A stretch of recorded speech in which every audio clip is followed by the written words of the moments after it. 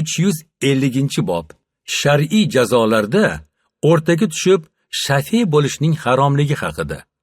Alloh taolo dedi: zinokor ayol va zinokor erkak, ulardan har birini 100 darradan uringlar. Agar sizlar Allohga va oxirat kuniga iymon keltirguvchi bo'lsangizlar, Allohning bu hukmida, ya'ni zinokorlarni darralashda sizlarni ularga nisbatan rahm shafqat tuyg'ulari tutmasin. Nur surasi 2-oyat. 1770-hadis. Oysha radhiyallohu anhodan rivoyat qilinadi. Qurayshni o'g'rilik qilgan mag'zumlik ayolning ishi tashvishga solib qo'ydi. Kimdir u haqda Rasululloh sollallohu alayhi vasallamga kim gapira oladi, dedi.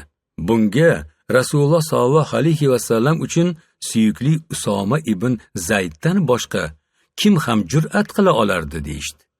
So'ng Usoma u zot bilan gaplashdi.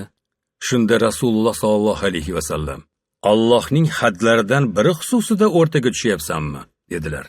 Keyin turib xutba qildilar. So'ngra: sizlardan avvalgilarni halok qilgan narsa shuki, qachon ichlarida obro'li kishi o'g'rilik qilsa, uni tek qo'yishar. Agar zaif hollari o'g'rilik qilsa, unga had qo'llashar edi. Allohga qasamki, Muhammadning qizi Fatima o'g'rilik qilgan bo'lganda ham qo'lini albatta kesgan bo'lar edim, dedilar. Muttafaqun alayh.